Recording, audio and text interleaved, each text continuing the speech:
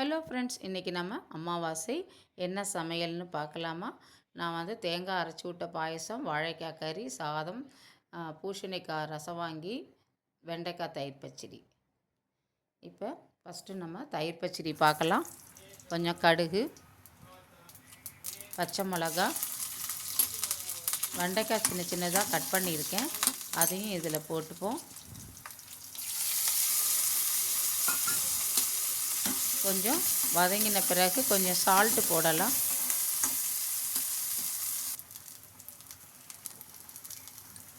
போட்டு இது நல்லா வதங்கட்டும். வதங்கின உடனே நம்ம வந்து தயிர் எடுத்து வச்சுருக்கோம் இல்லையா, அந்த தயிரில் எடுத்து இதை போட்டுக்கலாம். நல்லா வதங்கிடுச்சு. இப்போ தயிரில் எடுத்து நம்ம போட்டு ஆட் பண்ணிக்கலாம்.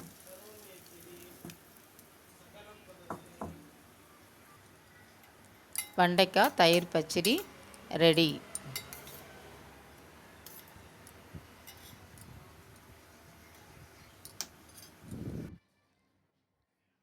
அடுத்தது நம்ம பூசணிக்காய் ரசம் வாங்கி பார்க்கலாம். அதுக்கு நான் புளி வந்து ஃபஸ்ட்டு புளியை வந்து கொஞ்சம் ஊற வச்சுக்கிறேன். நல்லா ஊறிட்டுருக்கட்டும். அதுக்குள்ளே நம்ம வந்து இந்த ரசவாங்கிக்கு அரைச்சிக்கலாம். எண்ணெய் விடாமல் வறுத்துக்கலாம். தனியா, கொஞ்சம் கடலைப்பருப்பு,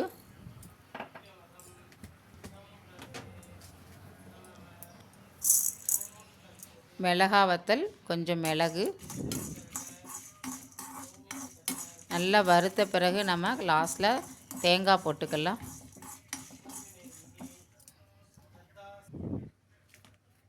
தேங்காய் போட்டுட்டு ஒரு வதக்கிட்டு ஆஃப் பண்ணிடலாம். இதை அரைச்சி வச்சுப்போம். தாளிச்சுக்கலாம். சாம்பாருக்கு கடுகு, வெந்தயம்,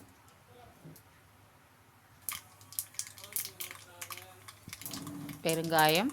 இதை தாளிச்சிட்டு நம்ம இதை வந்து சாம்பார் பருப்பு வேக வச்சுருக்கேன், நல்லா வெந்திருக்கு பாருங்கள். அதில் போட்டு இதை கலந்து வச்சுப்போம். இப்போ ஃபஸ்ட்டு புளியை கரைச்சி ஊற்றிக்கலாம். உப்பு போட்டுக்கலாம். சாம்பாருக்கு மிளகாய் அரைச்சி வச்சுருக்கிறதுனால நம்ம இதில் கொஞ்சமாக சாம்பார் பொடி போட்டுக்கலாம். நல்லா கலந்துட்டு கொஞ்சம் கொதி வந்த உடனே நம்ம கட் பண்ணி வச்சுருக்கிற பூசணிக்காய் எடுத்து இதில் போட்டுக்கலாம். இது நல்லா கொதிக்கட்டும். கொதித்து காயெல்லாம் நல்லா வேகட்டும்.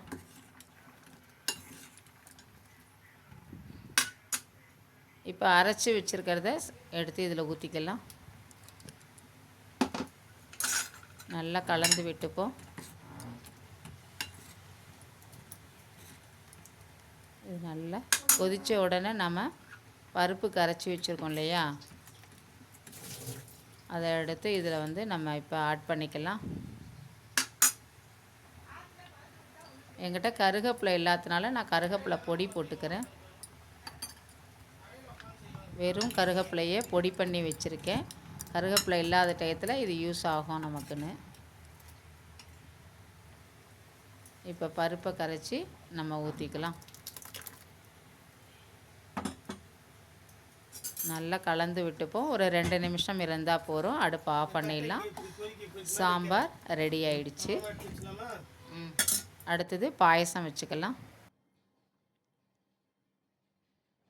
கொஞ்சம் வெல்லத்தை போட்டு நல்லா கரைய விட்டுக்கிறேன்.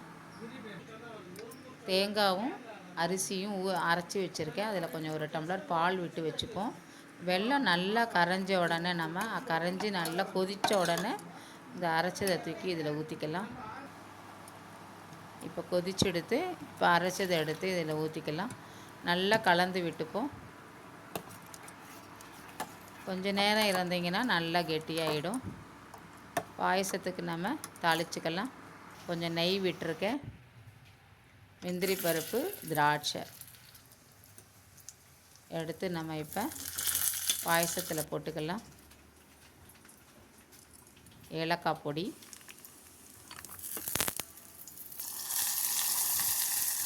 தேங்காய் அரைச்சி விட்ட பாயசம் ரெடி. அடுத்தது நம்ம வாழைக்காய் கறி பண்ணியிருக்கேன். அது எப்படி பண்ணியிருக்கேன்னு பார்க்கலாமா? 2 வாழைக்காவை தோலி சீவி வச்சுருக்கேன். அதை சின்ன சின்னதாக கட் பண்ணிக்கலாம். ஒரு பாத்திரத்தில் அது கடாயில் வந்து தண்ணி விட்டுருக்கேன். தண்ணி சுட்ட உடனே நம்ம வாழைக்காய் எடுத்து போட்டுக்கலாம். இது கொஞ்சம் வெந்த பிறகு நம்ம வந்து உப்பு போட்டுக்கலாம். பாதி வெந்த உடனே நம்ம உப்பு போட்டுப்போம். நல்லா கலந்து விட்டுப்போம். கொஞ்சமாக நம்ம இதுக்கு மஞ்சத்தூள் போட்டுக்கலாம். நல்லா கலந்து நல்லா காயை வந்து வேகட்டும். வெந்த பிறகு நம்ம இதை வடிகட்டி வச்சுப்போம். இப்போ காரிக்கு தாளித்து கொட்டிக்கலாம். கொஞ்சம் தேங்காய் எண்ணெய் விட்டுருக்கேன்.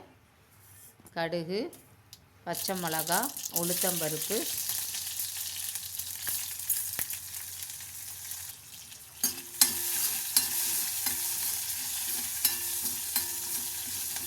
நல்லா வறுத்த பிறகு செவந்துருச்சு.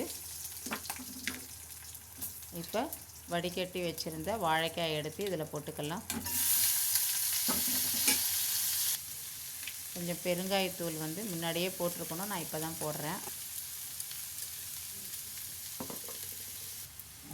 நல்லா கலந்து விட்டுட்டு நம்ம இதுக்கு தேங்காய் போட்டுக்கலாம்.